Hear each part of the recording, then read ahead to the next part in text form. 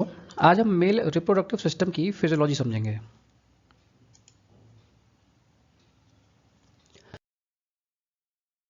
ऊपर वाला new syllabus है, इसमें हम मेल रिप्रोडक्टिव सिस्टम जिसमें हम समझेंगे spermatogenesis, hormones, its function and semen. Old syllabus या जो ईयर वाइज सिलेबस है उसमें है male reproductive organ, male function in reproduction, male fertility system. दोनों ही सिलेबस में प्रोस्टेट ग्लैंड का कहीं पे कोई जिक्र है ही नहीं, जबकि प्रोस्टेट ग्लैंड रिप्रोडक्टिव सिस्टम का एक इम्पॉर्टेंट ऑर्गन है। तो इसलिए मैंने इस क्लास में प्रोस्टेट ग्लैंड को भी ऐड किया हुआ है, हम उसको भी समझेंगे। उसके बिना रिप्रोडक्टिव सिस्टम पूरा होगा ही नहीं।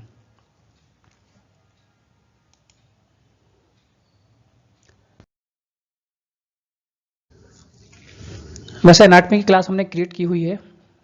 फिजियोलॉजी समझने के पहले एनाटमी समझना जरूरी है, लेकिन फिर भी एक रिव्यू हम स्ट्रक्चर का ले लेते हैं ताकि हमको फिजियोलॉजी समझने में ईजी रहे।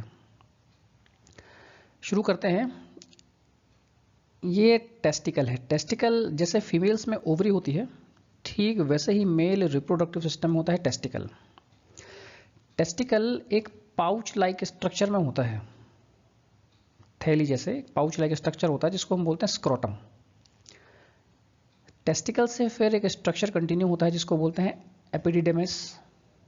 फिर एपिडिडेमिस के बाद एक टर्न होकर ऊपर की तरफ जाता है स्ट्रक्चर, एक ट्यूब लाइक स्ट्रक्चर जिसको बोलते हैं वास डिफरेंस। इसका एक और नाम डक्टस डिफरेंस भी है, दोनों एक ही चीज़ है। फिर ट्यूब लाइक स्ट्रक्चर आगे की तरफ कंटिन्यू होता है और यहाँ पर एक पाउच लाइक स्ट्रक्चर और होता है जिसको बोलते हैं सामाइनल वेसिकल।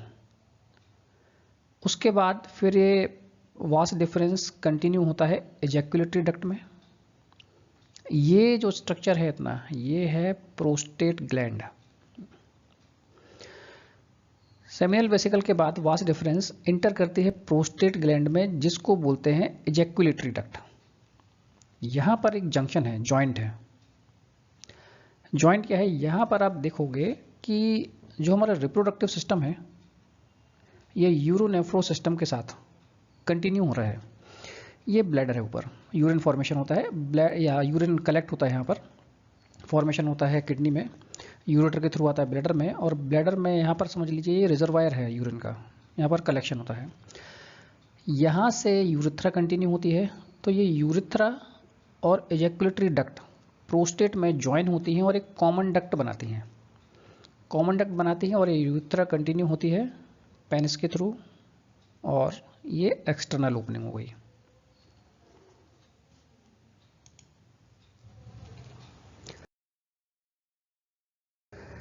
जैसे हम जब हमने डाइजेस्टिव सिस्टम समझा था तो उसमें ये लीवर से हेपेटिक, राइट हेपेटिक डक्ट आती है, लेफ्ट हेपेटिक डक्ट आती है, आगे की तरफ फिर एक कॉमन बाइल डक्ट बनाती है, कॉमन हेपेटिक डक्ट बनाती है।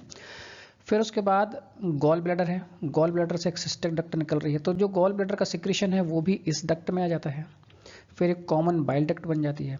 थोड़ा आगे चलते हैं तो पैनक्रियाज से पैनक्रियाटिक डक्ट आती है, तो पैनक्रियाटिक जूस भी इसी डक्ट में इन्वॉल्व हो जाते हैं, मिल जाते हैं, और ये पूरा जो जूस है, सिक्रीशन है, वो यहाँ पर ड्यूडेनम में एम्पुला ऑफ वाटर से सिक्रीट हो जाता है। ठीक वैसे ही हो रहा है रिप्रोडक्टिव सिस्टम में।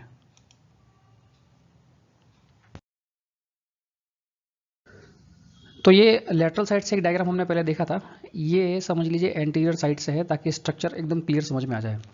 तो ठीक जैसे हमने अभी डाइजेस्टिव सिस्टम में देखा कि लीवर से लेफ्ट और राइट हेपेटिक डक्ट आ रही है, फिर गॉल ब्लैडर से एक डक्ट आ रही है, पैनक्रियास से एक डक्ट आ रही है, तीनों मिलके एक कॉमन बाइल डक्ट बनाती हैं, और इन तीनों ऑर्गन का जो भी सिक्रीशन है, जूस है, वो मिलकर ड्यूडेनम में ओपन होता है, आ जाता है, सिक्रेट हो जाता है।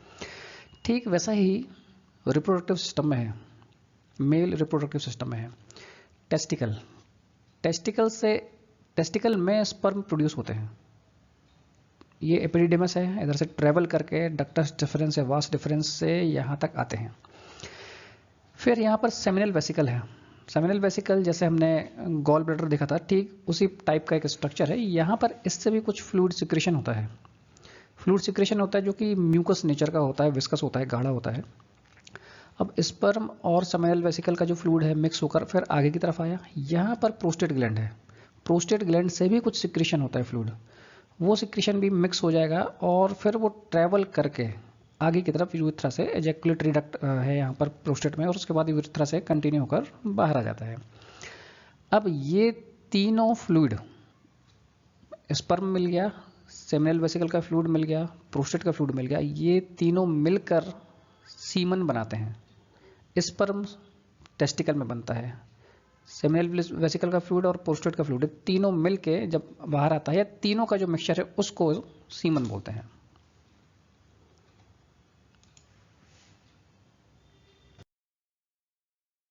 सेमिनल वेसिकल एकदम क्लियर समझ में आ जाएगी।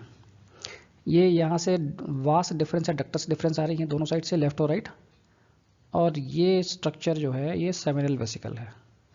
इसमें फ्लूइड सिक्रेशन होता है इनका, और जब वास डिफरेंस या डक्टस डिफरेंस से स्पर्म आता है तभी यहाँ से सेमिनल वेसिकल से फ्लूइड सिक्रेशन होता है और वो मिलकर प्रोस्टेट, ये जो जंक्शन है यहाँ तक आता है। यहाँ से फिर प्रोस्टेट का सिक्रेशन भी इसमें रिलीज होता है और मिलकर फिर ये आगे की तरफ ट्रेवल करता है।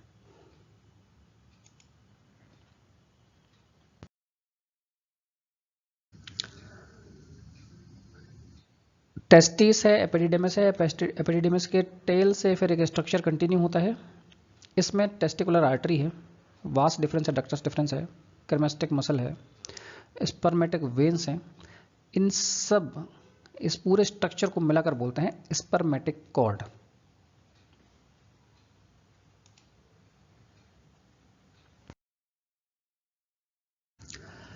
अब टेस्टिकल को अगर थोड़ा सा जूम करके देखते हैं तो इस प्रकार का स्ट्रक्चर है। ये अंदर है जो दिख रहा है कॉइल्ड स्ट्रक्चर, इसको बोलते हैं सेमी इन्फ्रस ट्यूब्यूल। इसमें ही स्पर्म प्रोड्यूस होता है। फिर उसके बाद एपिडिडेमिस तक आता है। एपिडिडेमिस से फिर ये वास डिफरेंस या डक्टस डिफरेंस के थ्रू ऊपर की तरफ ट्रेवल करता है।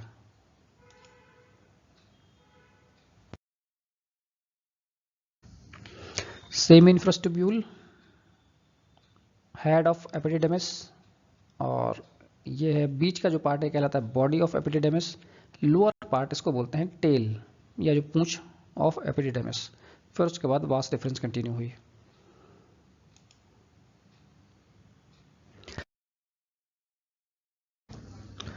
सबसे पहले बात करते हैं टेस्टिस के बारे में। टेस्टिस के दो फंक्शन होते हैं। पहला है gametogenic function. Gametogenic function means gametes. Gametes मतलब होता है सेक्स सेल्स, रिप्रोडक्टिव सेल्स, जो कि रिप्रोडक्शन का काम करती हैं या एक नए ऑर्गेनिज्म को प्रोड्यूस करने में हेल्प करती है, फॉर्म करती हैं। सेकंड फंक्शन टेस्टिस का है एंडोक्राइन फंक्शन, यानी कि टेस्टिस से कुछ हार्मोन्स भी रिलीज होते हैं। तो टेस्टिस से गेमेटोजेनिक फंक्शन यानी कि reproduction, new sales, new organism, sex cells create होती हैं। साथ ही साथ एंडोक्राइन फंक्शन भी है, यानी कि यहां से कुछ हार्मोन भी सीक्रेट होते हैं।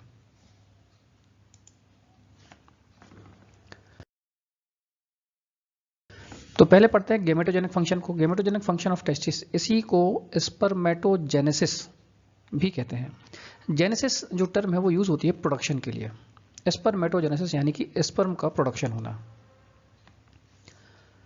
The production of gamete cells is called gametogenic function. Gamete cells या जो हम जिनको सेक्स सेल्स बोलते हैं, जो कि न्यू ऑर्गेनिज्म प्रोड्यूस करती हैं, फॉर्म करती हैं। The production of gamete cells is called gametogenic function. Spermatogenesis is the process by which spermatozoa are developed from the primitive germ cells in the testis known as spermatogonia. Spermatogenesis एक process है जिसमें जो primitive germ cell होती है spermatogonia, इससे spermatozoa या sperm बनता है। इस पूरी प्रोसेस को स्पर्मेटोजेनेसिस कहते हैं। इसमें अलग अलग स्टेज होती हैं।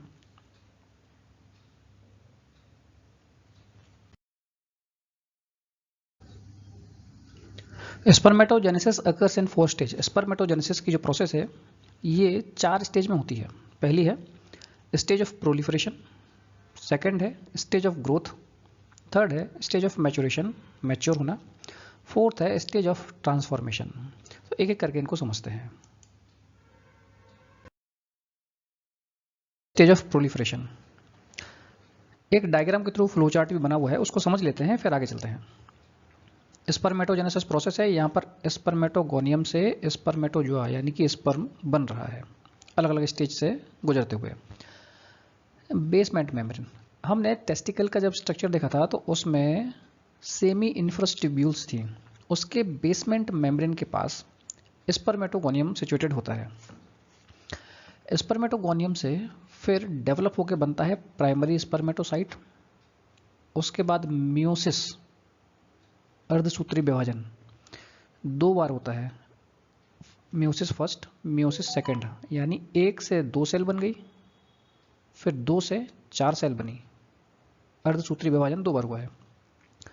स्पर्मेटोगोनियम, यहाँ से स्पर्मेटोगोनियम वाली जो स्टेज होती है फर्स्ट स्टेज, इसमें मियोटिक डिवीजन होता है यानी कि समसूत्री विभाजन। अब वो क्या है वो हम आगे देखेंगे, अभी एक आउटलाइन बस बता रहा हूँ। तो स्पर्मेटोगोनियम से यहाँ पर माइटोसिस हुआ, माइटोसिस के बाद प्राइमरी स्पर्मेटोसाइट, यहाँ पर मियोसिस हुआ 2 बार, तो 1 से 2 से 4 सेल बनी, और उसके बाद लास्ट स्टेज जो होती है वो तो उसमें बनता है स्पर्मेटोजोआ या स्पर्म। तो स्पर्मेटोगोनियम से स्पर्मेटोजोआ बनता है। समझते हैं इस स्टेज में क्या हो रहा है। The spermatogonia near the basement membrane of seminiferous tubules are larger. Seminiferous tubules के पास बेसमेंट मेम्ब्रेन में स्पर्मेटोगोनिया सिचुएटेड होता है जो कि साइज में लार्ज होता है, बड़ा होता है। Each one contain diploid number of chromosomes. Diploid मतलब जोड़े में है, 2 क्रोमोसोम है, 2 सेट है वहां पर। Each one contain diploid number of chromosomes 23 pairs in man, यानी कि हर स्पर्मेटोगोनियम में 23 पेयर्स होते हैं। 23 पेयर्स मीन्स एक पेयर में 2, यानी अगर टोटल नंबर देखें तो 46 क्रोमोसोम्स होते हैं, और यह हम बोल सकते हैं 23 पेयर्स क्रोमोसोम्स के होते हैं। One member of each pair is from maternal origin and other from paternal origin. तो अगर हम एक पेयर की बात करें, 23 पेयर हैं, एक पेयर की बात करें तो एक पेयर में 2 क्रोमोसोम है, और 2 क्रोमोसोम, एक है पैटर्नल फादर साइड से और एक है मैटरनल यानी कि मदर साइड से।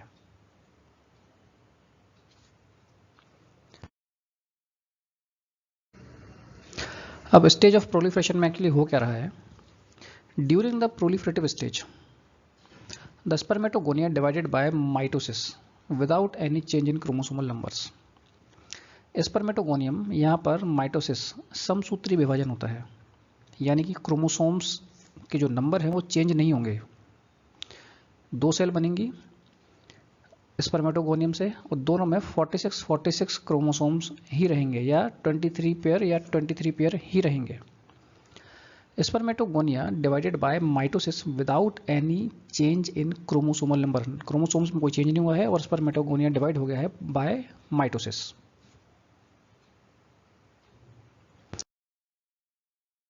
सेकंड है स्टेज ऑफ ग्रोथ। इस स्टेज में क्या हो रहा है।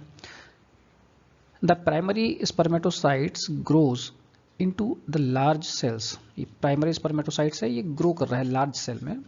Apart from this there is no other changes in this stage. बस ग्रोथ होती है, इसके अलावा कोई चेंज इस स्टेज में नहीं होता है।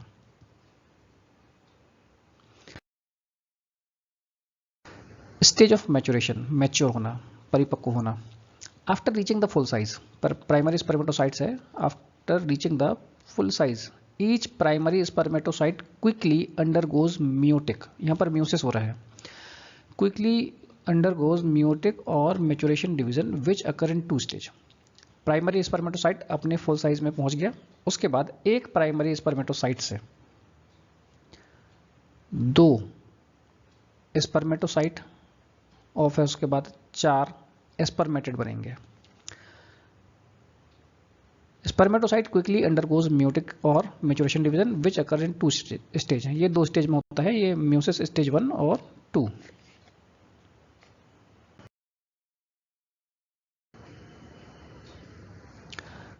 इन the first stage 2 secondary spermatocyte are formed. First stage में क्या हो रहा है, 2, 1 और 2 सेकेंडरी स्पर्मेटोसाइट बन गए। ये होता है अर्धसूत्री विभाजन, meiosis. In second stage each secondary spermatocyte divide into 2 spermatid, और हर एक सेकेंडरी स्पर्मेटोसाइट से 2 स्पर्मेटिड प्रोड्यूस हो रहे हैं, बन रहे हैं। यहाँ 1 से 1 2 और इससे ये 2। तो प्राइमरी स्पर्मेटोसाइट एक था, उसके बाद मैच्योर होकर इस स्टेज में सेकेंडरी स्पर्मेटोसाइट और फिर स्पर्मेटिड, यानी 1 से 2 2 से 4 स्पर्मेटिड बन गए। The significance of 2 stage of maturation division is that each spermatid receive only the haploid or half number of chromosomes. Spermatogonium और प्राइमरी स्पर्मेटोसाइट यहाँ पर डिप्लॉइड थे, यानी 2-2 सेट थे, लेकिन यहाँ पर क्या हो रहा है, हेप्लॉइड या हाफ, यानी यहाँ पर 46 टोटल क्रोमोसोम्स थे या 23 पेयर थे। अब इस स्टेज के बाद हर स्पर्मेटिड में 23 पेयर नहीं, 23 नंबर क्रोमोसोम्स होंगे। यहाँ तक 46 थे, अब यहाँ पर 23 और 23 क्रोमोसोम्स होंगे।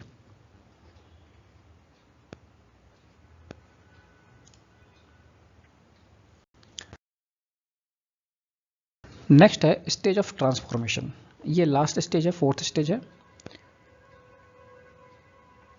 The spermatid do not divide further. ये जो स्पर्मेटिड है ये फिर और आगे डिवाइड या इनमें डिवीजन नहीं होता है, बट ट्रांसफॉर्म इनटू स्पर्मेटोजोआ, और स्पर्मेटिड से स्पर्मेटोजोआ या स्पर्म बनता है by a process called spermatogenesis. Spermatogenesis की प्रोसेस के थ्रू अब स्पर्मेटिड से स्पर्मेटोजोआ या मैच्योर स्पर्म बन गया है।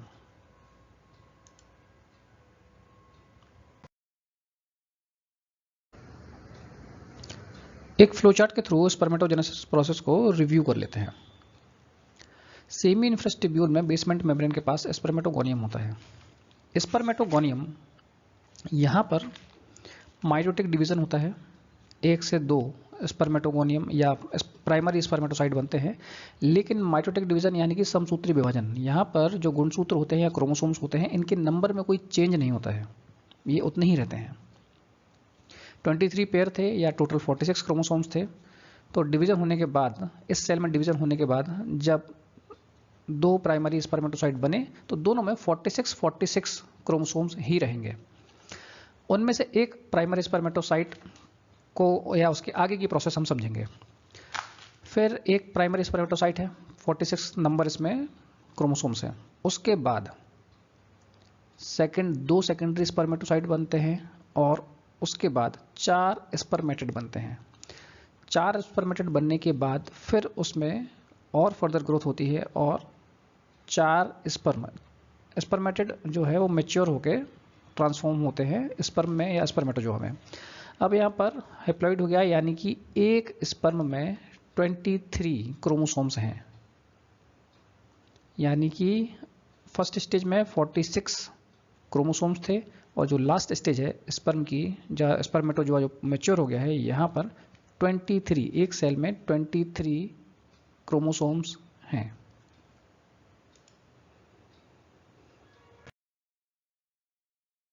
रोल ऑफ हार्मोन्स, यानी कि स्पर्मेटोजेनेसिस प्रोसेस में किस हार्मोन का क्या रोल है और कौन कौन से हार्मोन्स इन्वॉल्व होते हैं। The hormone which are necessary for spermatogenesis. Spermatogenesis के लिए कुछ हार्मोन्स हैं जो नेसेसरी, जरूरी हैं, इनके बिना स्पर्मेटोजेनेसिस प्रोसेस हो नहीं पाएगी। Testosterone, follicle stimulating hormone, luteinizing hormone, estrogen, growth hormone.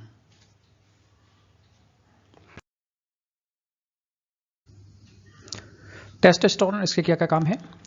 It stimulates the process of spermatogenesis. It is also necessary for the formation of secondary spermatocyte from primary spermatocyte. 2 main काम क्या है? एक तो spermatogenesis process को stimulate करना, दूसरा primary spermatocyte से secondary spermatocyte बनने की जो प्रोसेस है उसके लिए भी टेस्टोस्टेरोन रिक्वायर्ड है। Follicle stimulating hormone FSH.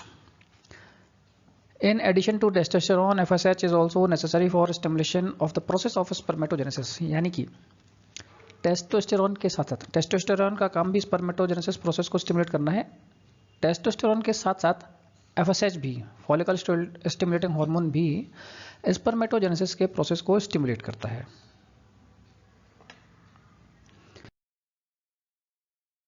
Luteinizing hormone LH, this hormone is essential for the secretion of testosterone. Testosterone के सिक्रीशन के लिए ल्यूटिनाइजिंग हार्मोन जरूरी है।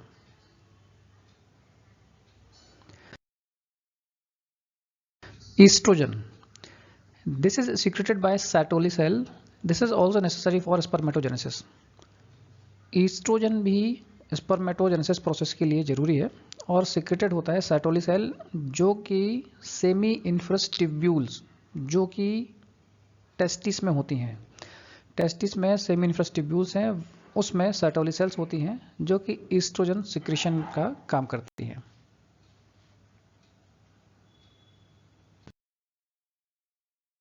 ग्रोथ हार्मोन, ग्रोथ हार्मोन नाम से समझ में आ जाता है कि ये ग्रोथ में हेल्प करता है। Growth hormone is essential for general metabolic process in the testis. Testis में जितनी भी जनरली मेटाबॉलिक प्रोसेस होती है उसके लिए ग्रोथ हार्मोन एसेंशियल है, जरूरी है। साथ ही it is also necessary for proliferation of spermatogonia. Proliferation मतलब होता है ग्रोथ, ग्रो करना। अब ग्रोथ हार्मोन है तो ग्रोथ करने में हेल्प कर रहा है। प्रोलिफरेशन मतलब भी होता है ग्रोथ करना। It is also necessary for growth of spermatogonia, जो फर्स्ट सेल में देखी थी बेसमेंट मेम्ब्रेन के पास जो थी स्पर्मेटोगोनिया, जिसके थ्रू फिर primary spermatocyte, secondary spermatocyte, spermatid और स्पर्म बन रहा था। तो स्पर्मेटोगोनिया के ग्रोथ में भी ग्रोथ हार्मोन एसेंशियल है या नेसेसरी है। इसके अलावा इन पिट्यूटरी ड्वार्फ, पिट्यूटरी ग्लैंड में ड्वार्फ मतलब होता है अनडेवलप्ड। ड्वार्फ जनरली उन लोगों को कहा जाता है जिनकी हाइट नहीं बढ़ती है, वो छोटे रह जाते हैं, बौने रह जाते हैं, उनको ड्वार्फ या ड्वार्फिज्म कंडीशन कहलाती है वो। ग्रोथ हार्मोन जब आप पढ़ेंगे तो उसमें ड्वार्फिज्म एक कंडीशन है जिसमें ग्रोथ हार्मोन जितनी रिक्वायरमेंट है नॉर्मल, उससे काफ़ी कम अमाउंट में सीक्रेट होता है। इस वजह से जो पर्सन जिनकी हाइट लगभग 5-6 फीट भी होनी चाहिए थी लगभग नॉर्मल, वो 3 फीट, 3.5 फीट, 4 फीट के आसपास उनकी हाइट रह जाती है। ऐसा इसलिए हो रहा है क्योंकि पिट्यूटरी ग्लैंड से ग्रोथ हार्मोन सिक्रीशन कम हो रहा है। इस कंडीशन को बोलते हैं pituitary dwarf. The spermatogenesis is severely affected. Pituitary dwarf condition में जब ग्रोथ हार्मोन सिक्रीशन नहीं होगा तो इस वजह से स्पर्मेटोजेनेसिस प्रोसेस भी सीवियरली अफेक्टेड होगा, क्योंकि ये तो स्पर्मेटोगोनिया के प्रोलिफरेशन में भी हेल्प कर रहा है और साथ ही साथ टेस्टिस के जितने भी मेटाबॉलिक प्रोसेस है उसके लिए भी रिस्पॉन्सिबल होता है। ग्रोथ हार्मोन नहीं होने की कंडीशन में स्पर्मेटोजेनेसिस प्रोसेस भी अफेक्ट होगी।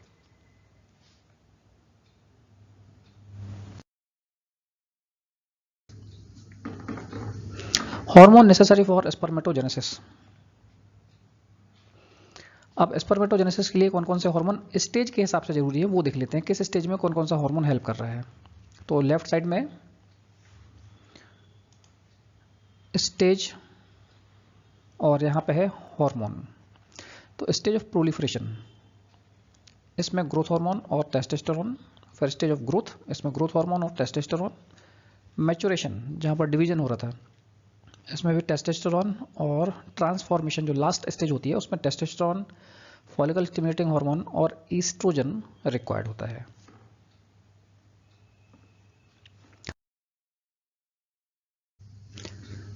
हार्मोन्स के अलावा कुछ और फैक्टर्स भी हैं जो कि स्पर्मेटोजेनेसिस प्रोसेस को अफेक्ट करते हैं। Increase in temperature prevent spermatogenesis. Normally the temperature in scrotum is about 2 degrees Celsius, less than the body temperature. This low temperature in scrotum is essential for spermatogenesis. Male reproductive structure आप देखेंगे, organ देखेंगे तो इसमें internal और external organ है। Scrotum, testis, penis, ये pelvic cavity के बाहर होता है, ये एक्सटर्नल मेल रिप्रोडक्टिव ऑर्गन्स हैं। प्रोस्टेट ग्लैंड ये अंदर होती है, तो ये इंटरनल रिप्रोडक्टिव सिस्टम में आ गया। अब स्क्रोटम बॉडी के बाहर है, तो बॉडी का जितना भी टेम्परेचर होता है 37 डिग्री सेल्सियस नॉर्मल टेम्परेचर है, उससे 2 डिग्री सेल्सियस टेम्परेचर कम होता है स्क्रोटम में। This low temperature in scrotum is essential for spermatogenesis. और ये जो 2 डिग्री टेम्परेचर कम है, बॉडी से 2 डिग्री टेम्परेचर कम है, ये स्पर्मेटोजेनेसिस प्रोसेस के लिए एसेंशियल है, जरूरी है। यानी कि स्पर्मेटोजेनेसिस प्रोसेस थोड़ा लो टेम्परेचर में ही परफॉर्म होता है। When the temperature increase, the spermatogenesis stops. This is very common in cryptorchidism, undescended testes. इस कंडीशन को हम आगे अभी देखेंगे। होता क्या है कि बाय बर्थ कंजेनेटली किसी कारण की वजह से टेस्टिस डिसेंड नहीं हो पाते हैं। बेबी या जो मेल बेबी है, बच्चा है, ये जब इंट्रायूटेराइन लाइफ में होता है, जो टेस्टिस होते हैं ये एब्डोमिनल कैविटी में होते हैं। वीक्स के साथ जैसे जैसे प्रेगनेंसी आगे बढ़ती है, वीक्स बढ़ते हैं, ये टेस्टिस डिसेंड होकर पेल्विक कैविटी के बाहर आ जाते हैं स्क्रोटम में। इसको बोलते हैं डिसेंडेंट ऑफ टेस्टिस। किसी कंडीशन की वजह से अनडिसेंडेंट टेस्टिस, यानी कि जो टेस्टिस हैं ये एब्डोमिनल कैविटी में ही रह जाते हैं, ये पेल्विक कैविटी के बाहर नहीं आ पा रहे हैं। उस वजह से क्या होगा, अभी बाहर नहीं आ पा रहे हैं स्क्रोटम में, ये बॉडी के अंदर ही हैं, तो इनका टेम्परेचर भी बॉडी के टेम्परेचर के बराबर ही रहेगा, या जो टेस्टिस में टेम्परेचर रहेगा ये बॉडी के टेम्परेचर के बराबर ही रहेगा। जबकि होना कितना चाहिए, scrotum is about 2 degree less than in the body temperature. The temperature in scrotum is about 2 degree Celsius less than body temperature. 2 degree temperature कम होना चाहिए बॉडी से। अब टेम्परेचर या अगर अनडिसेंडेंट टेस्टिस है ये, यानी कि पेल्विक कैविटी के अंदर ही है, तो इनका टेम्परेचर बॉडी के टेम्परेचर के बराबर ही होगा। Increase in temperature prevent spermatogenesis.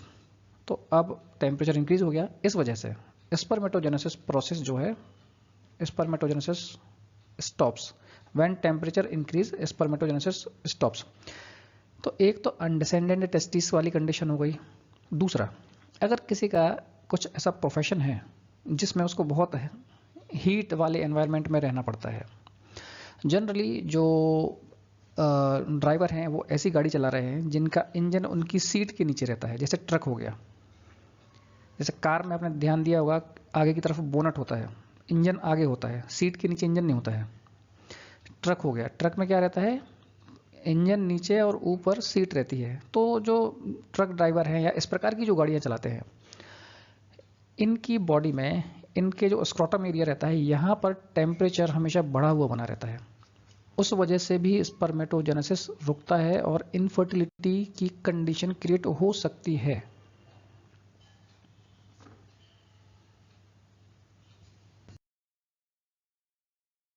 High temperature के अलावा अगर किसी प्रकार की कोई इन्फेक्शियस डिसीज है, जैसे कि मम्स है, उसकी वजह से सेमी इन्फ्रेस ट्यूब्यूल्स में डिजेनरेशन होता है और उसकी वजह से फिर स्पर्मेटोजेनेसिस प्रोसेस रुक सकती है, स्टॉप हो सकती है।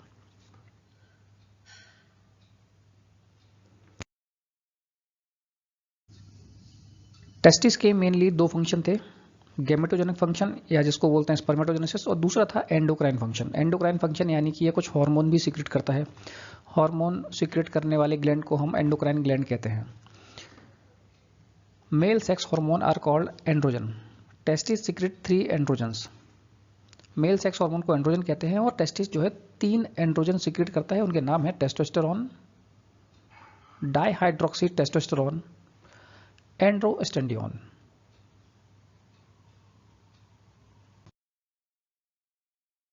सोर्स ऑफ सिक्रीशन यानी कि जो एंड्रोजन यानी मेल सेक्स हार्मोन है कहाँ कहाँ से सीक्रेट होते हैं, तो पहला है टेस्टिस और दूसरा है adrenal cortex.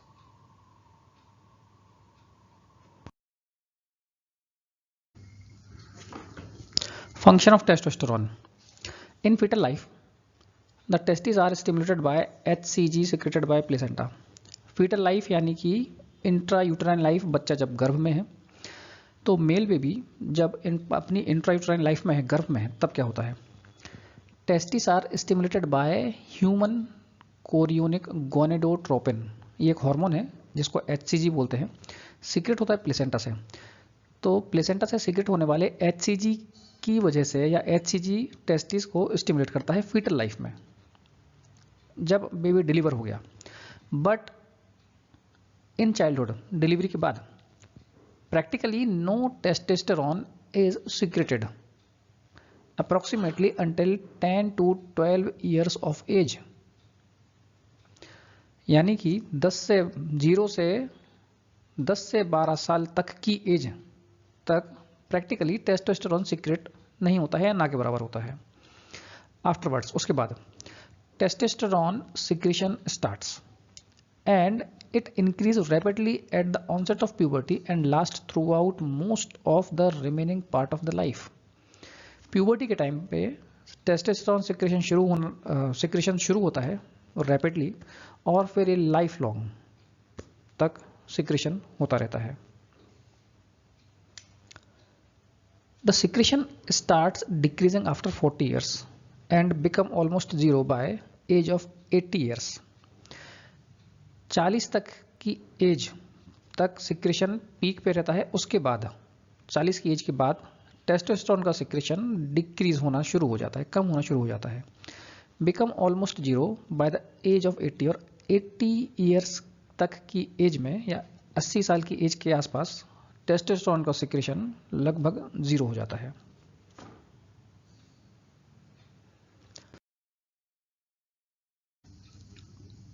Function of testosterone in fetal life. Fetal life में टेस्टोस्टेरोन का क्या क्या काम है वो देखते हैं। The fetal testis begin to secrete testosterone at about 2nd to 4th month of embryonic life. Male baby जब 2 से 4 महीने का होता है अपनी इंट्रायूटेराइन लाइफ में, गर्भ में वो 2 से 4 महीने का होता है, तब उसके टेस्टिस टेस्टोस्टेरोन का सिक्रेशन करना शुरू कर देते हैं।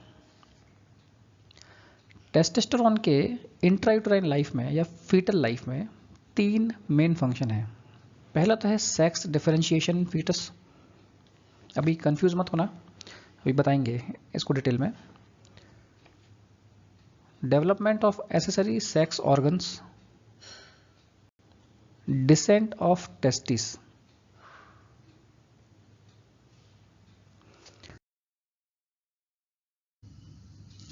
sex differentiation in fetus. In fetus there are 2 genital duct called Mullerian duct और Wolffian duct. जब फर्टिलाइजेशन होता है तब बच्चे का जेंडर डिसाइड नहीं होता है कि बच्चा मेल है या फीमेल है। लगभग 7th वीक के आसपास, यानी कि 1.5 महीने के बाद ये डिसाइड होता है कि बच्चा मेल होगा या फीमेल होगा। इन फीटस जब एम्ब्रियो रहता है, या हम 1.5 महीने के पहले की बात कर रहे हैं, तब 2 जेनिटल डक्ट होती हैं जिनको कहते हैं मुलेरियन डक्ट और वॉल्फियन डक्ट। इन डक्ट के काम क्या हैं वो समझ लेते हैं।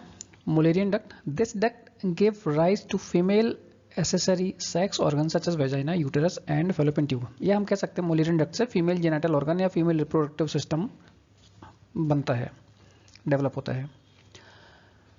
Wolffian duct, this give rise to male accessory sex organs such as epididymis, vas deferens, seminal vesicle। तो Wolffian duct से मेल, Mullerian से फीमेल, उल्टा है। M से F, M से फीमेल और W वुमन से मेल सेक्स ऑर्गन डेवलप होते हैं। ये याद रखने के लिए है। Mullerian duct फीमेल और Wolffian duct male sex organs को डेवलप करती है।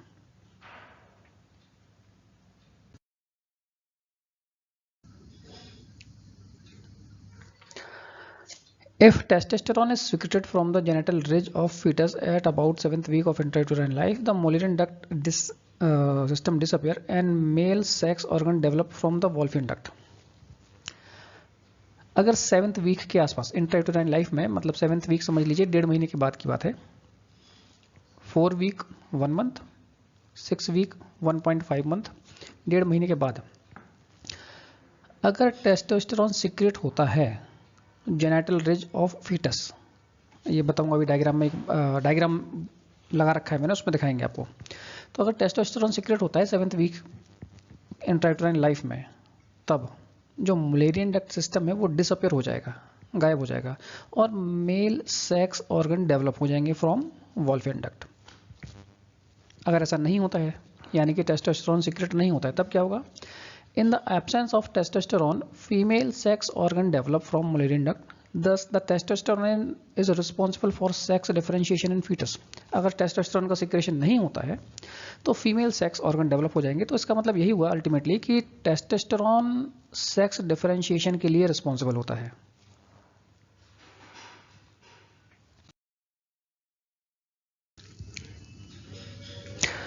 ये 7th वीक तक की बात है, 0 से 7th वीक तक की बात है या 6 वीक तक की, 1.5 महीने तक के बच्चे की बात कर रहे हैं अपन। 1.5 महीने के बच्चे में होते हैं बाई पोटेंशियल गोनेड। इसमें एक है वॉल्फियन डक्ट और एक है Mullerian duct. By potential gonad मतलब यहाँ से मेल सेक्स ऑर्गन भी बन सकते हैं और फीमेल सेक्स ऑर्गन भी बन सकते हैं। अगर मेल हार्मोन सीक्रेट होता है तो मेल गोनेड्स डेवलप हो जाएंगे, एपिडिडर्मिस, टेस्टिस, सेमिनल वेसिकल और वास डिफरेंस। अगर मेल हार्मोन यानी कि टेस्टोस्टेरोन सिक्रीशन नहीं होता है तब फीमेल सेक्स ऑर्गन डेवलप होते हैं, ओवरी, यूट्रस, सर्विक्स और वजाइना।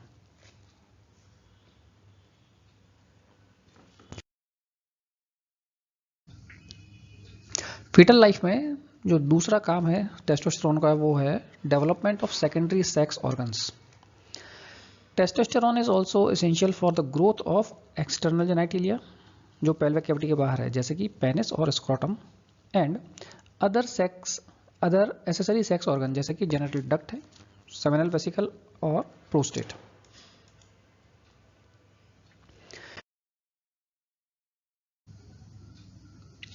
फीटल लाइफ में टेस्टोस्टेरोन का तीसरा जो मेन जॉब है वो है descent of testis. Initially testes are developed into the abdominal cavity and pushed into the scrotum through inguinal canal just before birth. The process by which testes enter the scrotum is called descent of testes. Initially शुरुआत में बच्चा जब intrauterine life में होता है, male baby develop हो रहा है, तो जो टेस्टिस का डेवलपमेंट है वो होता है एब्डोमिनल कैविटी में। टाइम के साथ ये टेस्टिस एब्डोमिनल कैविटी से इंगुइनल कैनाल के थ्रू फिर स्क्रोटम में आते हैं और ये ऊपर से यानी एब्डोमेन से स्क्रोटम में नीचे आने का जो प्रोसेस है इसको बोलते हैं descent of testis. The process by which testis enter the scrotum is called descent of testis.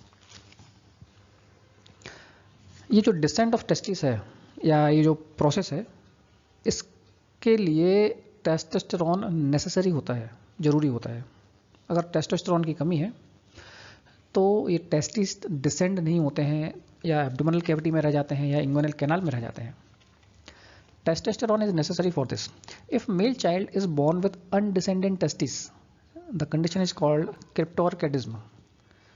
फिर ऐसी कंडीशन में पेशेंट को टेस्टोस्टेरोन या कुछ हार्मोनल ट्रीटमेंट दिया जाता है उसको डिसेंड करने के लिए, नीचे लाने के लिए। एक डायग्राम से समझ लेते हैं। नॉर्मली क्या हो रहा है, ये राइट साइड में है सुपरफिशियल इंगुइनल रिंग। ये जो एक पाइप लाइक स्ट्रक्चर दिख रहा है ये है इंगुइनल कैनाल। यहाँ कहीं पे टेस्टिस का डेवलपमेंट होता है एब्डोमिनल कैविटी में और टाइम के साथ ये टेस्टिस इंगुइनल कैनाल से होते हुए नीचे की तरफ यहाँ स्क्रोटम में आ जाते हैं। ये स्क्रोटम है, स्क्रोटम में आ जाते हैं। डिसेंडेड टेस्टिस यानी डिसेंड हो चुका है। लेकिन टेस्टोस्टेरोन की अगर कुछ कमी है या कुछ और रीज़न है, इंगुइनल कैनाल उतनी वाइड नहीं है, ऐसी कंडीशन में अनडिसेंडेंट टेस्टिकल यानी कि जो टेस्टिकल है ये इंगुइनल कैनाल में ही रह जाते हैं। इस कंडीशन को बोलते हैं undescended testis.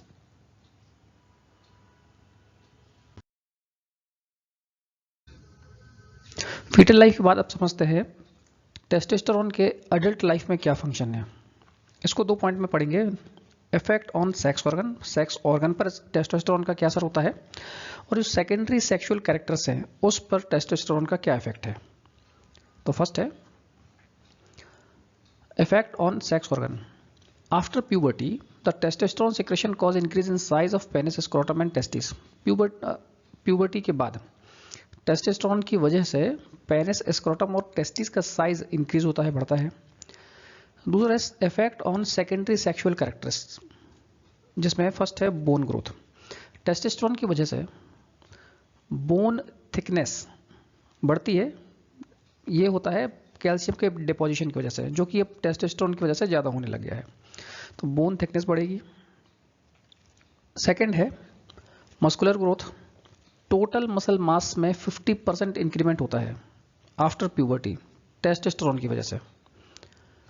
Change in voice, laryngeal muscle में थिकनेस आती है, या हम बोलते हैं हाइपरट्रॉफी होती है लेरेंजियल मसल में, जिसकी वजह से वॉइस चेंज होती है, वॉइस थोड़ी हैवी हो जाती है, भारी हो जाती है। हेयर डिस्ट्रीब्यूशन, टेस्टोस्टेरोन की वजह से मेल बॉडी में जनरलाइज्ड हेयर डिस्ट्रीब्यूशन या ग्रोथ होती है। Pubic area, umbilical area, face, chest और बैक। इसके अलावा टेस्टोस्टेरोन की वजह से हेड पे, सर में हेयर ग्रोथ कम हो सकती है या होती है। अगर जेनेटिक बैकग्राउंड है तो बाल्डनेस यानी गंजापन भी हो सकता है। चेंज इन स्किन,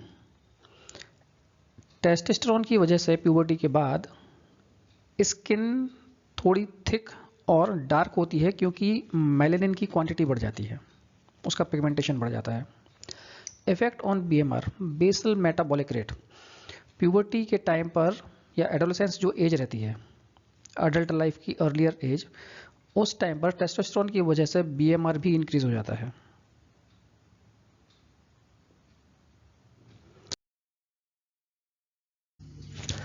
टेस्टिस और टेस्टोस्टेरोन के बाद अब बात करते हैं स्ट्रक्चर ऑफ सेमिनल वेसिकल के बारे में। Seminal vesicle are accessory sex organ in males. These are paired organ situated in lower abdomen on either side of prostate. Seminal vesicle accessory sex organ है लोअर एब्डोमेन में, prostate के दोनों side, left और right side इसकी location होती है। Paired organ मतलब दो ऑर्गन है, दो सेमिनल वेसिकल हैं। Each seminal vesicle is hollow sac of irregular shape and lined by mucus membrane. जैसा डाइजेस्टिव सिस्टम में गॉल ब्लैडर देखा था, ठीक वैसे ही सेमिनल वेसिकल है। इसमें कुछ फ्लूइड सिक्रेशन होता है और वो सीमन, या हम बोल सकते हैं स्पर्म में आके मिलता है और सीमन में कंट्रीब्यूशन देता है। म्यूकस मेम्ब्रेन है यानी कि म्यूकस सिक्रेशन होगा। These epithelial cells are secretory in nature. The secretion from seminal vesicle are added to semen via ampulla of vas deferens. जो म्यूकस मेम्ब्रेन है, इसकी जो एपिथेलियल सेल्स है वो सेक्रेटरी नेचर की होती है, यानी इससे कुछ सिक्रेशन होता है, और ये जो सिक्रेशन है सेमिनल वेसिकल का, ये सीमन में ऐड होता है via ampulla of vas difference. Vas deferens में जो ओपनिंग होती है उसके थ्रू।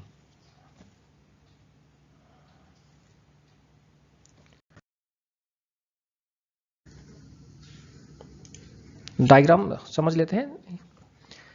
ये टेस्टिकल है दोनों, यहां से फिर एपिडिडेमिस और ये वास डिफरेंस या डक्टस डिफरेंस कंटिन्यू हुई। उसके बाद ये वास डिफरेंस एजैकुलेटरी डक्ट में कंटिन्यू होती है प्रोस्टेट ग्लैंड के अंदर। लेकिन उसके पहले एक स्ट्रक्चर इस सेमिनल वेसिकल है, जिसके बारे में अभी हम समझ रहे हैं। इसकी सेल्स, एपिथेलियल सेल्स या जो म्यूकस मेम्ब्रेन है, उससे भी सिक्रेशन कुछ होता है सेमिनल वेसिकल का, और वो भी सीमन में कंट्रीब्यूट करता है।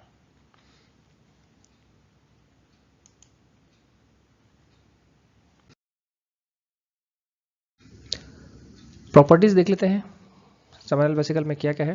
Properties and composition of secretion from seminal vesicle.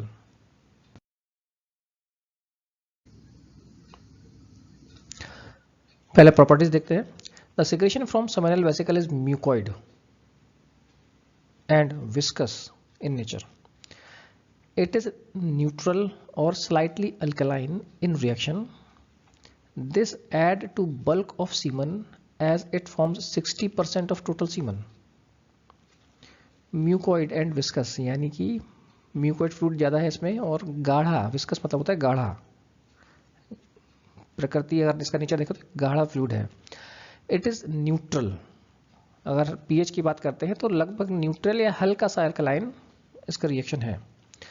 Semen में बल्क ऐड करता है, और एक टोटल जो सीमन है उसमें 60% सेमिनल वेसिकल का सिक्रेशन है, फ्लूइड होता है।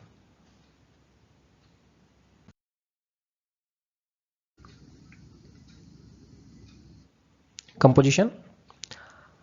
The reaction from seminal vesicle contain fructose, phosphorcholine, fibrinogen, ascorbic acid, citric acid, pepsinogen, and prostaglandin.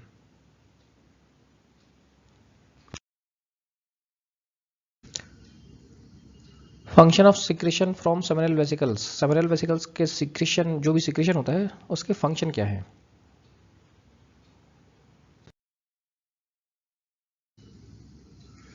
पहला जो काम है सेमिनल वेसिकल का वो है nutrition to sperm. The fructose and other nutritive substance from seminal vesicle are utilised by sperm after being ejaculated into female genital tract. Sperm या जो semen है ये जब मेल बॉडी में रहता है तो उसको बॉडी के थ्रू जो भी न्यूट्रिशन की रिक्वायरमेंट है वो पूरी होती रहती है स्पर्म को. लेकिन जब ये स्पर्म इजैकुलेट हो जाता है फीमेल जेनिटल ट्रैक्ट में, तब स्पर्म को सेमिनल वेसिकल में जो फ्रक्टोज और न्यूट्रिटिव सब्सटेंस है उसके थ्रू न्यूट्रिशन मिलता है.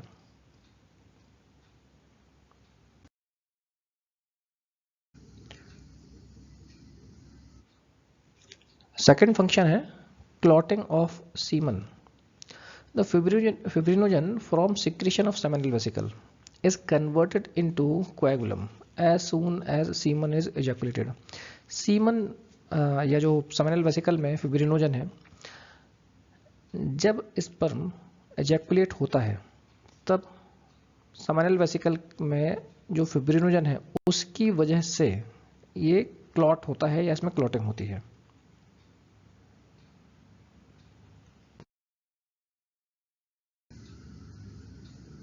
Fertilization. The prostaglandin from secretion of seminal vesicle may enhance the fertilization of womb by following process. seminal vesicle में जो प्रोस्टाग्लैंडिन है वो फर्टिलाइजेशन का चांस बढ़ाती हैं. किस प्रोसेस के थ्रू? दो प्रोसेस है. Increase the receptive capacity of cervical mucosa for sperm. Female genital tract में सर्विक्स एक पार्ट होता है, उसकी रिसेप्टिव कैपेसिटी बढ़ा देते हैं स्पर्म के लिए. दूसरा, causing reverse peristaltic movement of uterus and fallopian tube. This in turn increase the rate of transport of sperm in female genital tract during coitus. Reverse peristaltic movement actually क्या होता है कि अगर हम एनाटॉमिकल पोजीशन के ऊपर से समझें तो ऊपर फंडस है यूटरस में, लेफ्ट राइट साइड में फेलोपियन ट्यूब है, फिर यूटरस है और उसके नीचे सर्विक्स है, फिर वेजाइना है. तो कॉन्ट्रैक्शन जो है या जो पेरिस्टाल्टिक मूवमेंट है ऊपर से नीचे की तरफ आता है, पुश होता है पहले. लेकिन during coitus seminal vesicle reverse peristaltic movement create करता है या कॉज करता है. रिवर्स पेरिस्टाल्टिक मूवमेंट मतलब ये है कि अब कॉन्ट्रैक्शन नीचे से ऊपर की तरफ जाएगा, यानी vagina, cervix, uterus, fallopian tube. तो इसकी वजह से स्पर्म नीचे से ऊपर की तरफ ट्रांसपोर्ट होता है. ये इसको हम बोलेंगे reverse peristaltic movement. Actually peristaltic movement generally हम समझते हैं डाइजेस्टिव सिस्टम में जो फूड है, क्योंकि जब हम कोई फूड खाते हैं तो ईसोफेगस यानी जब आप सॉलो कर रहे हैं, निकल रहे हैं, वहाँ तक तो वॉलेंट्री है, आपकी इच्छा से रहता है. स्टमक में चला गया, स्टमक के बाद वो जो ट्रैवल करता है वो डाइजेस्टिव सिस्टम में जो पेरिस्टाल्टिक मूवमेंट होते हैं उन मूवमेंट की वजह से आगे ट्रैवल करता है. ठीक वैसे ही पेरिस्टाल्टिक मूवमेंट होते हैं रिप्रोडक्टिव सिस्टम में फीमेल जेनिटल ट्रैक्ट में कॉइटस के दौरान. ये होता है प्रोस्टाग्लैंडिन की वजह से कि जो डाइजेस्टिव सिस्टम है फीमेल रिप्रोडक्टिव सिस्टम है उसमें रिवर्स पेरिस्टाल्टिक मूवमेंट होगा और वो स्पर्म को वेजाइना, सर्विक्स, यूटरस और फेलोपियन ट्यूब तक ट्रैवल करने में हेल्प करता है.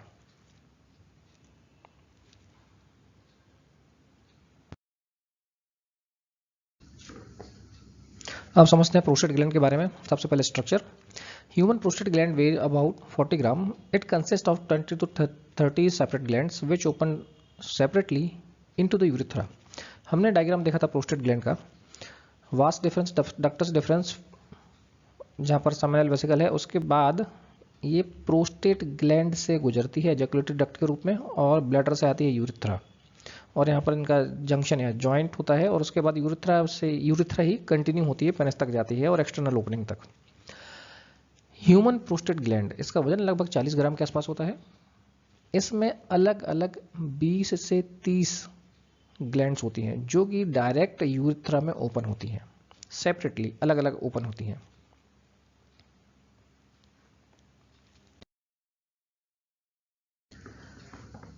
स्ट्रक्चर समझ लेते हैं एक बार और। ये ब्लैडर है ऊपर जहां से यूरिन आएगा, फिर वास डिफरेंस लेफ्ट और राइट, यूरेथ्रा, ब्लैडर से यूरेथ्रा कंटिन्यू हो रही है, और ये जो स्ट्रक्चर है पूरा ये प्रोस्टेट है, बीच में से यूरेथ्रा आ रही है। फिर सेमिनल वेसिकल लेफ्ट और राइट,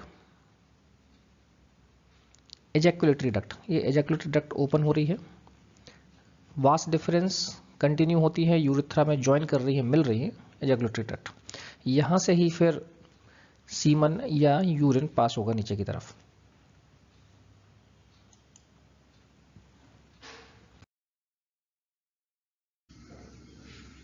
इस डायग्राम से और क्लियर समझ लेंगे। टेस्टिकल, एपिडिडेमिस और ये वास डिफरेंस या डक्टस डिफरेंस ये कंटिन्यू हो रही है यहाँ तक। यहाँ पे आ गया है सेमिनल वेसिकल, यहाँ सेमिनल वेसिकल का फ्लूइड जो है वास डिफरेंस में ओपन हुआ, इधर से फिर ये डक्ट जो कहलाएगी एजैकुलेटरी डक्ट, ये प्रोस्टेट ग्लैंड से गुजर रही है, ये प्रोस्टेट ग्लैंड है इतनी। इसी स्ट्रक्चर को जूम करके समझ लेते हैं ऊपर की तरफ। ये ब्लैडर है ऊपर, urethra, prostate gland, prostate gland, फिर सेमिनल वेसिकल, ये ऊपर है वास डिफरेंस, इनका फ्लूइड सीमन में ऐड हो रहा है, और ये जब प्रोस्टेट ग्लैंड से गुजरती है इन दोनों के जंक्शन के बाद जो स्ट्रक्चर है वो कहलाएगा ejaculatory duct. Ejaculatory duct prostate gland में ही यूरेथ्रा को ज्वाइन करती है और उधर से फिर ये कंटिन्यू हो जाती है।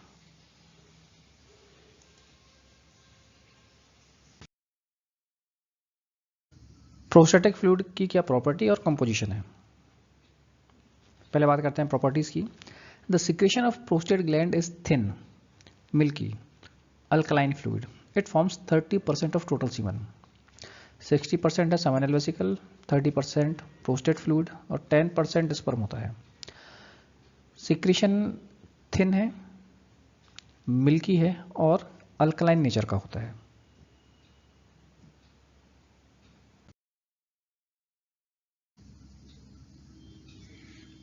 कंपोजिशन क्या क्या कंटेंट है इसमें। Secretion from prostate gland consist of sodium, calcium, zinc, citrate, cholesterol, phospholipid, acid phosphate, spermine, fibrinolysin and clotting enzyme.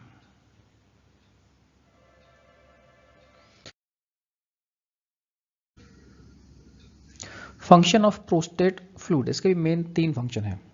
Maintenance of optimum pH for fertilisation, क्योंकि अल्कलाइन है। दूसरा है क्लॉटिंग ऑफ सीमन। थर्ड है lysis of coagulum. समझते हैं एक करके।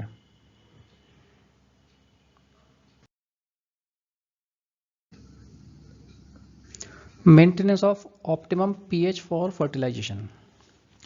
The prostate fluid provide optimum pH for motility of sperm due to metabolic end product from sperm. The fluid from vas deferens is acidic in nature. This inhibit the motility of sperm. अब fertilisation में एक बहुत important factor होता है जिसको बोलते हैं motility. जब आप इनफर्टिलिटी पढ़ेंगे तो इनफर्टिलिटी में एक कारण स्पर्म की मोटिलिटी कम होना भी होता है। अगर स्पर्म का मूवमेंट या मोटिलिटी मतलब होता है मूवमेंट, अगर मोटिलिटी कम है स्पर्म की तो इसकी वजह से भी इनफर्टिलिटी हो सकती है। ये जनरली होता है जब स्पर्म की क्वांटिटी कम हो। The prostate fluid provide optimum pH for motility of sperm. अब मोटिलिटी के लिए भी एक फेवरेबल एनवायरनमेंट की जरूरत पड़ती है, या मूवमेंट के लिए एक फेवरेबल एनवायरनमेंट की जरूरत पड़ती है। ये फेवरेबल एनवायरनमेंट स्पर्म को प्रोवाइड करता है प्रोस्टेट फ्लूइड।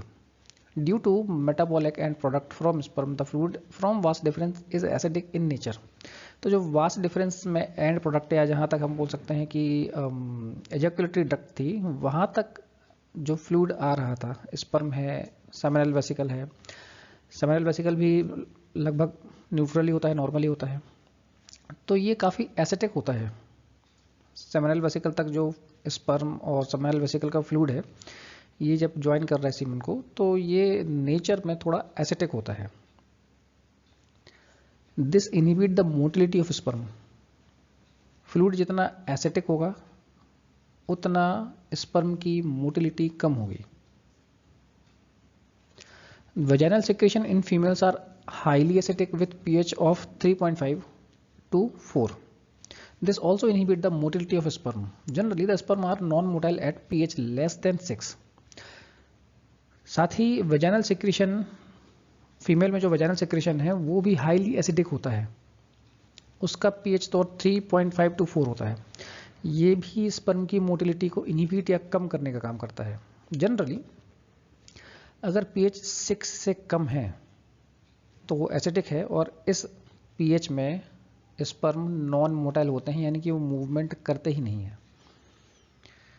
ड्यूरिंग कोइटस जो भी स्पर्म है ये सर्विक्स की जो आउटर रिंग होती है वहां तक ही पहुंचते हैं। उसके बाद स्पर्म को जो भी फेवरेबल एनवायरनमेंट मिल रहा है या पेरिस्टाल्टिक मूवमेंट हो रहा है उसके थ्रू ही स्पर्म मूवमेंट करके फैलोपियन ट्यूब तक पहुंचते हैं। तो मोटिलिटी एक इंपॉर्टेंट फैक्टर है फर्टिलाइजेशन में। Prostate secretion neutralize the acidity of vaginal secretion and maintain pH of 6 to 6.5. At this pH, sperm become motile and the chance of fertilization enhanced. Prostate secretion vaginal acidity को neutralise करता है और pH 6 से 6.5 तक करता है। 6 के नीचे तो नॉन मोटाइल रहेगा स्पर्म, इसका पीएच 6 से 6.5 तक कर देता है। इस पीएच में स्पर्म मोटाइल होते हैं और फर्टिलाइजेशन का चांस बढ़ जाता है।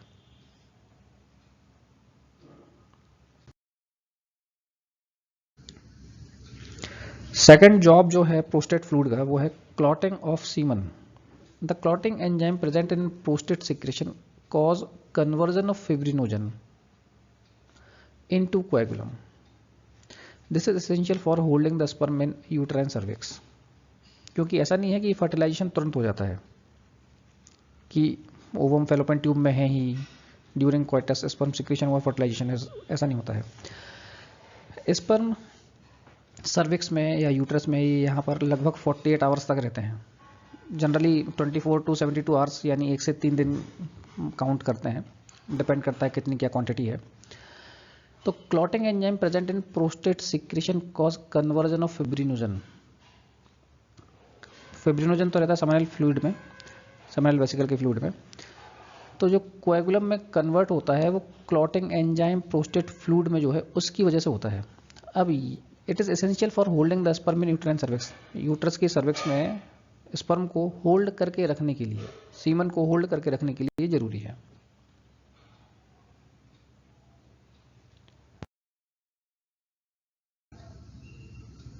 फिर लाइसिस, क्लॉटिंग हुई थी, अब क्लॉटिंग हट रही है। कब? The coagulum is dissolved by fibrinolysin of the prostate secretion so that the sperm become motile. Prostate fluid में फिब्रिनोलाइसिन होता है जो कि कोएगुलम को डिसॉल्व, पहले क्लॉट हुआ था, होल्ड रहा, और उसके बाद ये डिसॉल्व होता है, फिर स्पर्म मोटाइल होते हैं और ट्रेवल करके फैलोपियन ट्यूब तक पहुंचते हैं। तो जो कोएगुलम में या जो क्लॉटिंग हुई थी उसका लाइसिस, उसको ब्रेक डाउन करने का काम प्रोस्टेट फ्लूइड में फिब्रिनोलाइसिन होता है, उसकी वजह से होता है। लाइसिन मतलब लाइसिस, फिब्रिन्स का लाइसिन करना, ब्रेक डाउन करना, तो उसकी वजह से स्पर्म मोटाइल होते हैं और फैलोपियन ट्यूब तक पहुंचते हैं।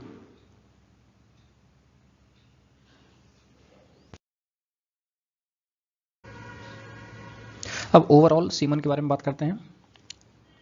Semen is ejaculated during sexual act. It consist of sperm and a product of accessory sex organs जैसे कि seminal vesicle, prostate gland, bulbourethral gland. The fluid part of semen is contributed by prostate gland and seminal vesicle. Semen is ejaculated during sexual act. Sexual act के दौरान semen एजैकुलेट होता है। इसमें क्या क्या है? Sperm, product of accessory sex organ से, accessory sex organ से जो भी सिक्रेशन फ्लूइड आ रहा है वो भी है, जो है सेमिनल वेसिकल से, प्रोस्टेट ग्लैंड से, और बल्बोयूरेथ्रल ग्लैंड। बल्बोयूरेथ्रल ग्लैंड भी एक एसेसरी सेक्स ऑर्गन है इसका काम क्या होता है? एजैकुलेशन के पहले यूरिथ्रा को लुब्रिकेट करना और क्लीन करना। अभी लोकेशन दिखाएंगे आपको। The fluid part of semen is contributed by prostate gland and seminal vesicle. Semen का फ्लूइड पार्ट, टेस्टिकल से स्पर्म आ रहे हैं, स्पर्म के अलावा जो फ्लूइड पार्ट है वो प्रोस्टेट ग्लैंड का सिक्रेशन है और सेमिनल वेसिकल का सिक्रेशन है। Prostate secretion give milky appearance to semen. Fluid from seminal vesicle and mucous gland provide mucoid consistency to semen। Prostate gland का सिक्रेशन मिल्की अपीयरेंस देता है और सेमिनल वेसिकल का थिक म्यूकोइड कंसिस्टेंसी या viscous गाढ़ापन provide करता है।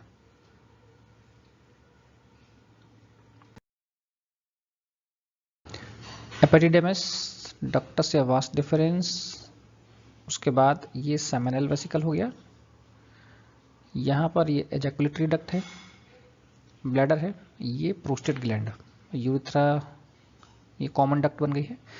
इसके पहले ये है बल्बो यूरिथ्रल ग्लैंड। इसका काम क्या है? ड्यूरिंग सेक्सुअल एक्ट, एजैकुलेशन के पहले यूरिथ्रा को क्लीन और लुब्रिकेट करना ताकि एजैकुलेशन प्रोसेस फैसिलिटेट हो पाए, अच्छे से हो पाए।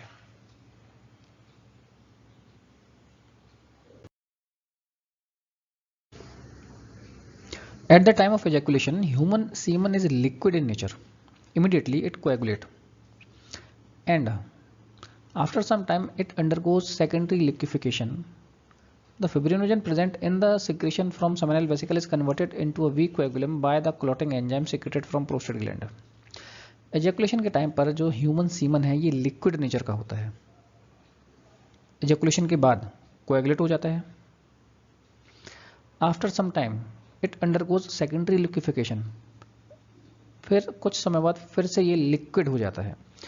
एजैकुलेशन के टाइम सीमन लिक्विड नेचर का है, फिर ये कोएगुलेट, जैसे बोलते हैं ना थक्का जम जाना, कोएगुलेशन होना, तो कोएगुलेट हो जाता है, गाढ़ा हो जाता है, थक्के टाइप हो जाता है। फिर कुछ समय बाद फिर से इसमें लिक्विफिकेशन होता है, ये जो कोएगुलेशन है वो डिसॉल्व हो जाता है।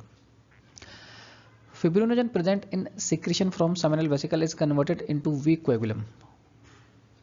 सेमिनल वेसिकल में फिब्रिनोजन है जो कि वीक कोएगुलम बनाता है या क्लॉटिंग में हेल्प करता है। Coagulum is liquefied after about 30 minutes as it lysed by fibrinogen fibrinolysis. Fibrinolysin is activated form of profibrinolysin produced in prostate gland। Coagulum liquefies यानी जो क्लॉट हुआ था, थक्का बना था, वो लिक्विफाई हो जाता है यानी लिक्विड में फिर कन्वर्ट हो जाता है 30 मिनट के बाद।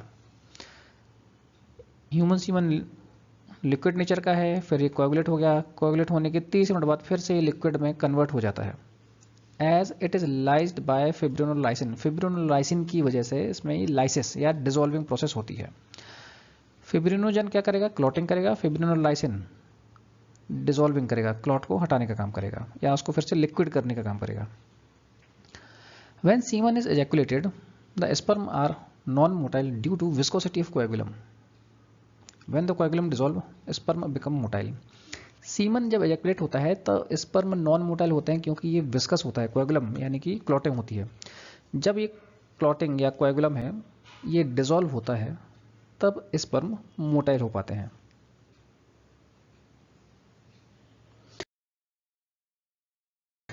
प्रॉपर्टीज देख लेते हैं सीमन में क्या क्या है। तो specific gravity 1.028, volume 2 to 6 ml पर एजैकुलेशन। एक बार एजैकुलेशन में 2 से 6 ml के आसपास टोटल सीमन एजैकुलेट होता है। अल्कलाइन होता है, पीएच होता है 7.5। The alkalinity is due to secretion from prostate gland. Prostate gland के सिक्रेशन की वजह से अल्कलाइनिटी होती है, जो भी हमने लास्ट जब प्रोस्टेट ग्लैंड समझ रहे थे उसमें देखा था।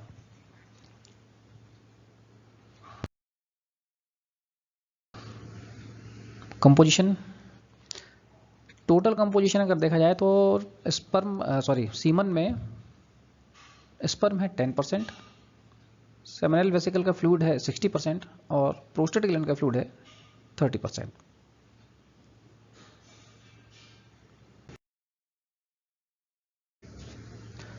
अब समझते हैं स्पर्म के बारे में। Total count of sperm is about 100 to 150 million ml per ml of semen. 1 million 10 lakh, 10 million 1 crore, 100 million 10 crore, यानी कि 10 से और 150 मिलियन मतलब हो गया 15 करोड़, यानी 10 से 15 करोड़ स्पर्म प्रेजेंट होते हैं सीमन में, 1 ml सीमन में। 1 ml सीमन में 10 से 15 करोड़ स्पर्म मौजूद होते हैं। When the sperm count falls about 20 million, 2 crore के नीचे अगर पहुंचा पर ml, तो स्टेरिलिटी यानी इनफर्टिलिटी होती है या हो सकती है।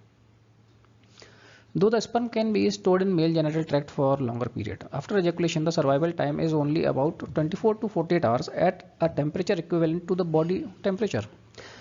मेल जेनिटल ट्रैक्ट में तो स्पर्म काफ़ी लंबे समय तक स्टोर रह सकता है, अलाइव रह सकता है।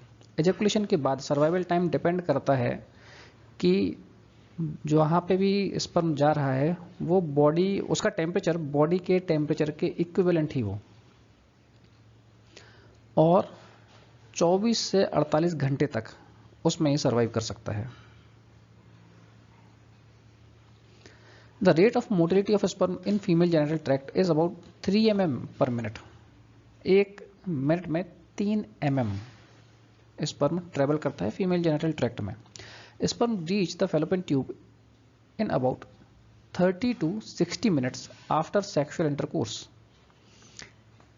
सेक्सुअल इंटरकोर्स के 30 मिनट से 1 घंटे, 30 मिनट से 60 मिनट तक टाइम बाद स्पर्म फैलोपियन ट्यूब तक पहुंचता है।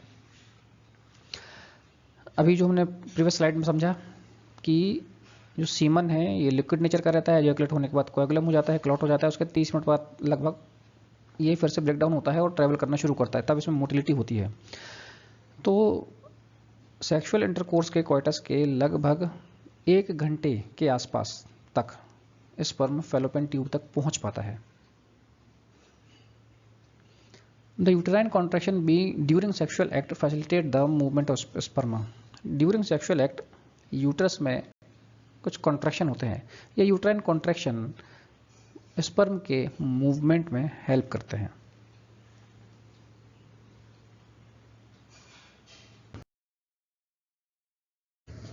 तो मेल रिप्रोडक्टिव सिस्टम पूरा हमने समझ लिया है।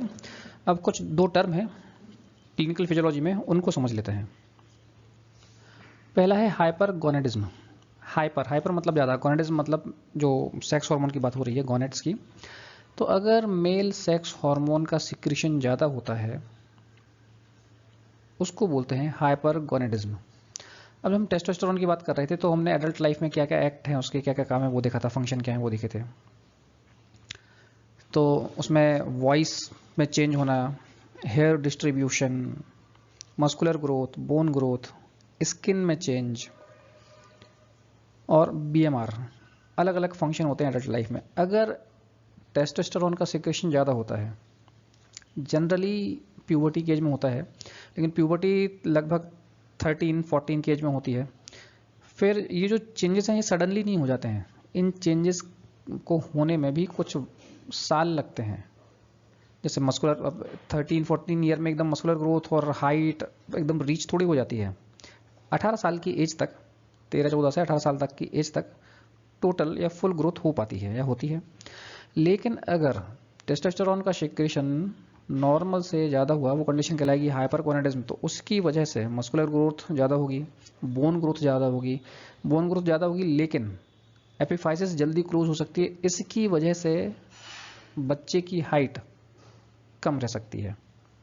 एपिफाइसिस जो कि 18 के आसपास क्लोज होना चाहिए बोन में, वो जल्दी क्लोज हो जाएगी, हाइट कम रह सकती है, मस्कुलर ग्रोथ ज़्यादा हो सकती है, स्किन में चेंजेस आ सकते हैं, हेयर डिस्ट्रीब्यूशन यानी जो फेशियल हेयर है जो आपको बाहर से दिखते हैं, तो उसमें से भी आपको समझ सकते हैं कि फेशियल हेयर बहुत ज़्यादा हो जाते हैं, वॉइस चेंज हो जाती है।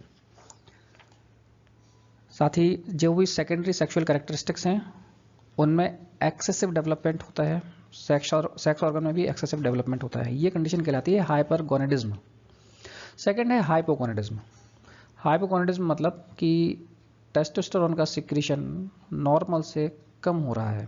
तो यही जो चेंजेस हैं एडल्ट लाइफ में, जो फंक्शन है, सेक्स ऑर्गन में इफेक्ट, सेकेंडरी सेक्सुअल कैरेक्टरिस्टिक्स, इनमें जो इफेक्ट आता है ये लेट आता है या कम आता है। जो पर्सन है जिनको हाइपोगोनेडिज्म की कंडीशन क्रिएट होती है, उनको जो फेशियल हेयर है या जैसे हम बोल सकते हैं दाढ़ी या मूंछ आना, ये आती नहीं है या बहुत कम आती है। तो इस प्रकार की कंडीशन क्रिएट हो सकती है, इनको हम हाइपर या हाइपोगोनेडिज्म कंडीशन बोलते हैं।